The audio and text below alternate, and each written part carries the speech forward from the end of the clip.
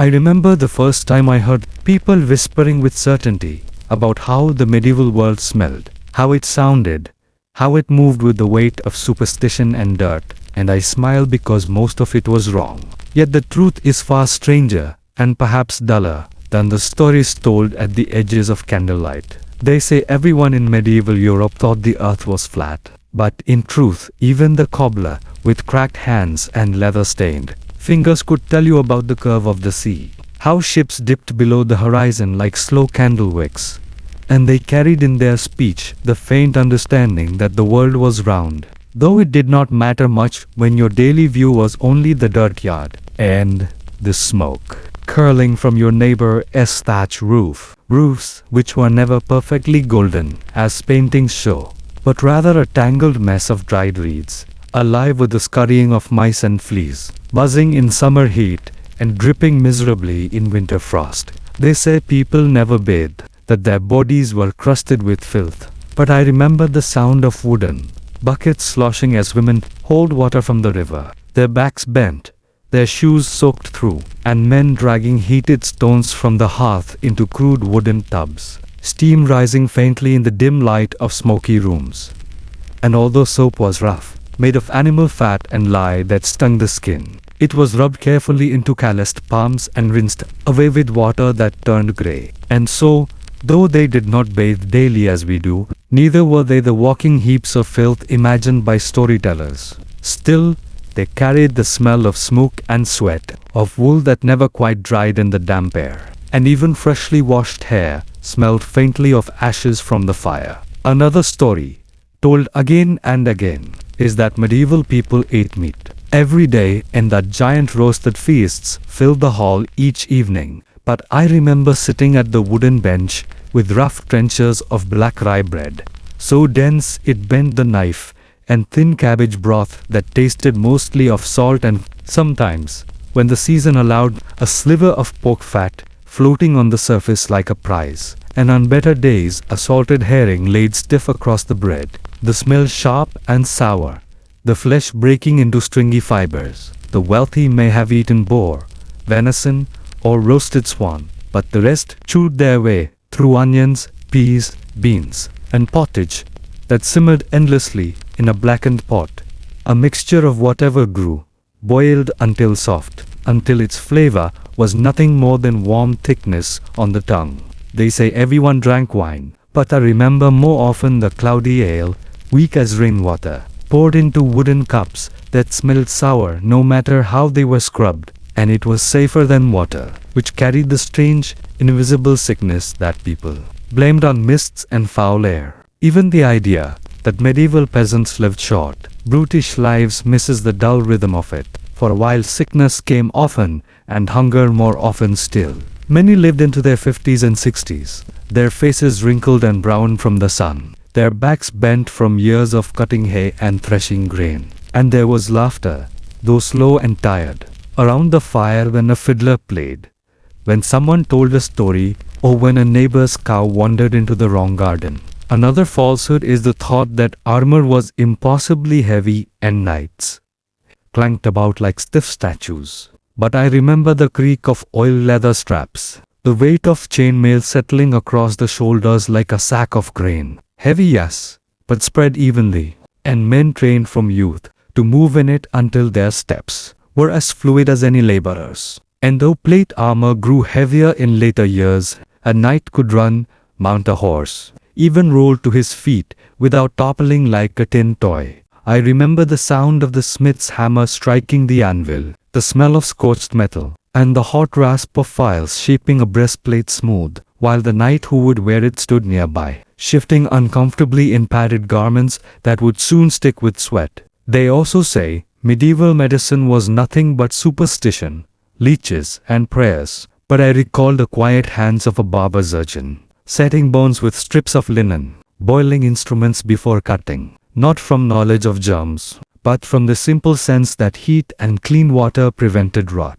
Herbs were ground with pestle and mortar, bitter drinks given to ease pain, honey pressed into wounds to keep them from stinking. And though much was wrong, not all was foolish. And then there is the strangest misunderstanding. that the people of the Middle Ages were entirely different from us, alien in their ignorance. Yet I remember their tired smiles, their quiet gossip, the way they leaned against the same door frames, rubbed their eyes in the same way when weary, and though their clothes itched and their homes smoked, their dreams were not so strange. To live with enough bread, to have warmth in winter, and to be remembered by the ones who followed, though the centuries would twist their memory into fables and errors, repeated softly until they became truth in the modern ear, but always slightly wrong. I remember another tale told endlessly, that medieval castles were glittering palaces of romance, filled with music and velvet. Yet when I walked through their drafty halls, I felt the damp stone pressing into my bones, the air so cold it seemed to cling to the teeth, and the walls, though high and proud, wept with moisture that trickled down in green streaks where moss dared to grow. Tapestries were hung not for beauty alone, but to block the chill, thick cloth woven with scenes of saints and battles, the threads rough beneath the fingers, the dyes smelling faintly of earth and plants. The floors were strewn with rushes. Stalks of grass and herbs spread to cover the dirt or the boards. But they grew foul quickly, catching scraps of meat, spilled ale, and the droppings of dogs that wandered in and out as they pleased. And so the air was heavy with the smell of mildew, meat grease, and lavender stalks meant to hide the stench. I remember lying on a straw mattress, the straw poking through the cloth into my back, crawling sometimes with tiny beetles that thrived in the dry husks, the blanket a rough wool that scratched the neck, and when the wind howled through the unshuttered slit of a window, I curled tighter, listening to the faint sounds of men coughing in the hall, and the groan of wood beams shifting in the night. The idea that medieval people were constantly entertained by troubadours and minstrels is another fancy. For though music was known, most evenings were long stretches of silence broken only by the creak of benches, the pop of firewood,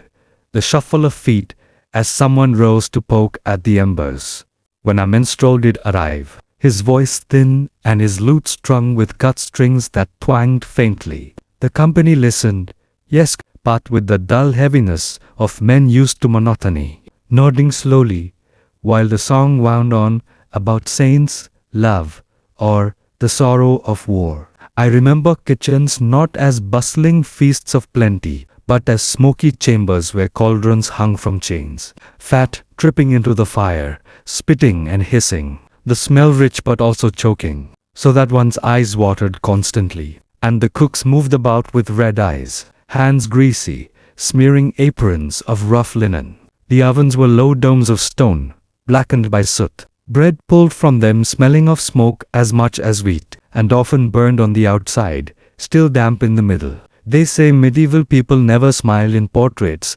because they were grim, but I remember white toothy grins, teeth crooked, some blackened, some missing, yet laughter rising from the smallest amusements, a cat swatting at a dangling feather, or a neighbor slipping on wet rushes. I remembered the belief that the Knight's Lady was worshipped as an untouchable angel, but in truth she often sat in the cold hall, managing servants, scolding children, her hands raw from wool spinning, her hair tucked back beneath linen, while her husband worried about rents, debts, and fields. Forecastles were as much farms and storerooms as fortresses, and the air inside smelled more of salted meat, damp wool, and manure carried on boots than of roses or perfume. Another strange error is the idea that medieval people ate with forks, but I recall hands greasy with meat, knives carving chunks, spoons dipping into shared pots, and gnawed bones tossed carelessly to the dogs at their feet. Forks existed, yes, but they were rare curiosities, spoken of more than seen, while fingers did most of the work. I remembered the marketplace too, said to be lively and colorful, yet when I walked through it the mud sucked at my boots, pigs squealed, chickens fluttered, and the air was filled with the metallic smell of blood, where butchers hacked carcasses, the sour smell of fish laid out on boards, flies circling in the warmth, and the cries of vendors calling out onions, turnips, salt, and cloth, their voices hoarse from shouting all day. The colors were there, dyed wool, earthen pots, glazed pitchers, but dulled by a haze of dust, that clung to everything, and the sound of bells from the church tower cut through it all, marking hours that dragged slowly, though no one looked up at the tower except to cross themselves briefly. The truth, I think, is that the medieval world was never as bright nor as dark as people say, but rather heavy, damp, slow, and textured, every surface carrying smell, weight, and the tired fingerprints of those who passed before me. Never tight, for fleas bit constantly, and the air inside was heavy with breath and sweat. Curtains drawn not for romance but to hold in warmth. Clothes too were not as drab as people think, nor as splendid as paintings show, but in between, wool dyed with madder, wood or onion skins gave reds, blues, and yellows, faded and uneven, the cloth thick and scratchy, patched many times, stitched with clumsy fingers by firelight. Shoes were thin leather, soft-soled, letting in the damp so that feet were often cold and cracked. I remember the meals again, always the pottage, always bread, though on feast days the tables gleamed with borrowed finery, pewter plates polished, candles burning thick with tallow, dripping fat onto the boards, and then perhaps a roasted goose, skin crackling, or a pie filled with minced meat and spices so strong they stung the nose. Cinnamon, pepper, ginger flavors, carried across seas, rare and treasured, sprinkled to show wealth more than to please the tongue. And when the meal ended, bones were swept to the dogs, candles gutted low, and people drifted to benches or pallets, muttering prayers and scratching at bites. The night long, damp, broken by snores, coughs, and the rustle of vermin in the rushes. So much of the world was not the clang of swords, or the cry of war, but the sound of dripping roofs, the smell of onions frying in fat, the feel of rough cloth against the neck, and the weight of years repeating themselves, slow and heavy as the tolling of the bell. I remember how people often believed that medieval medicine was advanced, filled with wise doctors prescribing complex remedies that worked miracles. But the truth I discovered felt much duller and stranger, as if each ailment was met not with knowledge but with ritual, with whispers, with bags of dried herbs tied around one's neck that smelled of damp soil and mold, hanging heavy like talismans of hope. And I recall how the physician's room would not have smelled of anything clean or sharp, as we might imagine today, but rather of sour sweat, of open wounds left uncovered, of strange ointments made of pig fat and ground up insects, their textures sticky, clinging stubbornly to the skin, and patients lying still, resigned to the slow weight of recovery or death. I remember that they thought bleeding solved most problems, so they cut their arm and let the red liquid drip slowly into a bowl that grew darker as the minutes passed, and the patient grew pale, their head heavy, their tongue dry, while the healer nodded, convinced that imbalance was being corrected. And the irony was that the weaker the patient became, the more certain they were that the method was working. And I think of the smell of iron, the sound of slow dripping, the silence of a room where hope lived only in ritual, and how strange it is that many still imagine that these physicians were wiser than they were, though their wisdom was often no more than habit. I remember too that some carried amulets carved from bones or small stones, believed to protect from plague, tied tightly with cords that rubbed the skin raw, while the real plague crept unseen. And I recall walking past narrow lanes in my mind, where villagers hung charms of garlic, onions, and pungent herbs, hoping the stench would keep death away. Yet it only mixed with a greater stench of waste and smoke and unwashed bodies. So the air itself felt thick, heavy, and difficult to breathe, like a damp cloth pressed against the face. And the belief that bathing was harmful added another layer of irony, for water was thought to open the pores and invite disease in. So men and women wore layers of linen and wool that grew stiff with dirt, oily with sweat, and their skin itched. But still they clung to the idea that this filth somehow protected them. And I imagine how their hair felt, greasy, crawling, full of lice, brushed back with wooden combs whose teeth broke easily, yet kept for years despite their roughness. And the routines of health were routines of dirt, not of cleanliness. I remember that when teeth ached, the remedy was to burn herbs and breathe the smoke, or to hammer a hot iron nail near the tooth to draw away the pain. And I can almost feel the heat, the tremor, the strange taste of smoke clinging to the mouth. And when eyes grew sore, the solution was to drip mixtures of honey and vinegar onto them, stinging sharply, leaving behind the heavy blur of pain instead of relief. And yet the memory of belief itself lingered heavier than the pain, for they trusted these things, these daily practices, and to question them was rare, almost dangerous. I think also of the strange stories that carried through villages, of how sleeping on your left side was harmful, or how eating apples could cure melancholy, and people followed these ideas with patience, with ritual, as if each day was not a battle against disease, but against the chance of disobeying unseen rules. And I remember how the church bells rang when someone fell ill, not to signal healing but to mark another thread cut short, and the tolling sound spread slowly through stone streets,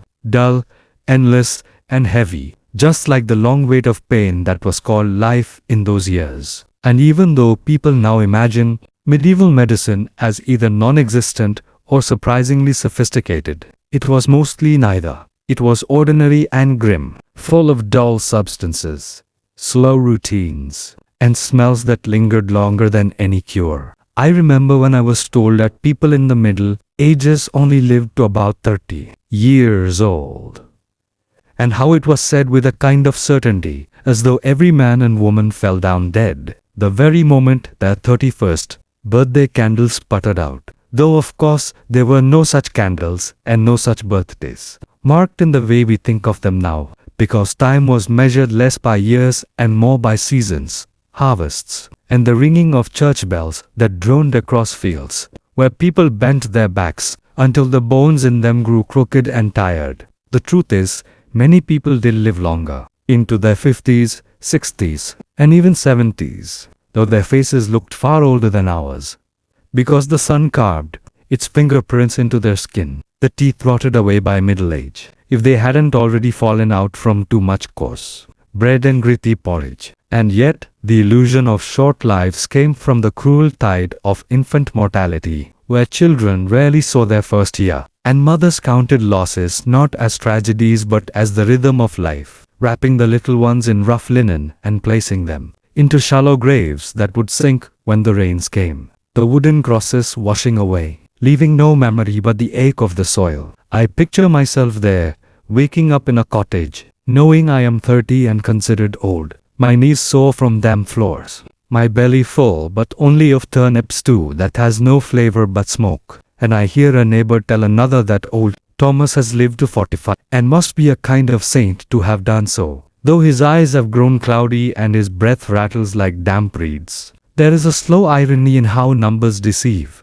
how statistics spoken centuries later flatten the texture of lives that were long and short all at once, where to reach adulthood was already a victory, and to walk into church with a full head of grey hair was a sight that made children stare, whispering that the man must have some pact with the divine. And in the dull rhythm of days, where nothing felt like progress but everything moved in cycles, it was not so much about how long one lived, but about how persistently one endured through the stink of unwashed clothes, the endless ache of cold winters, and the rattling cough that seemed to settle into everyone's chest before spring finally brushed the frost away. Yet still I hear the misleading story retold again and again, that people died at 30, when in truth they simply carried the weight of years on their bodies, in ways we can scarcely imagine. And if I close my eyes, I can almost see the weathered face of a woman of 60, her hands as gnarled as tree roots, sitting silently near the hearth, watching a grandchild cough itself to sleep, waiting as though time itself were an hourglass that had stopped spilling its sand long ago, while the bells outside tolled another day into the grey air. I remember when I first heard the tale that in the Middle Ages people thought the world was flat, and I cannot help but smile at how often such stories are repeated, whispered over cups of warm wine, retold by travelers who claim to know what the scholars of centuries past really believed. Yet the truth is slower and less exciting, for most who studied the stars and the heavens had already written that the earth was round as the moon above, or the sun that baked their fields. Though, of course, most villagers did not care at all. They only cared about the soil beneath their feet and whether it was too hard or too muddy to plant their wheat. And so the notion of a flat earth belonged more to idle gossip than to genuine thought. But it still lingers in the memory of those who want to imagine medieval men staring out at the horizon in fear, believing that their ship would tumble into nothingness, when in truth they feared far more ordinary things, like the worms that crawled into their bread or the lice that nested in their woolen hoods. I think of the castles, too, those enormous stone walls that we imagine gleaming, white and proud like in paintings. Yet in their own day, they were drafty, grey, often streaked with black soot from the fires that smoked within, and the air inside was not the air of grandeur but of damp straw, wet dogs, and salted meat hung too long in the rafters. The great hall was not a banquet of glittering goblets and laughing ladies, but a space where men crowded shoulder to shoulder, coughing in the smoke, their greasy hands tearing at chunks of bread so tough it cut the roof of the mouth, and where the fire hissed as fat dripped into the flames, filling the room with a smell both comforting and nauseating. And I remember that people still believe every knight was a noble, tall, shining figure, forever rescuing maidens and speaking in poetry. But most knights were younger sons desperate for land or coin, rough-handed men whose armor was rarely polished, whose speech was full of oaths and whose tempers often short, their horses smelling as strongly of sweat as the men themselves. And when they rode into villages, children hid not because they looked like saints, but because they looked like trouble, their swords nicked and their boots covered in mud and manure. The myths, I think, are more beautiful than the truth, but also more empty, for the truth is slower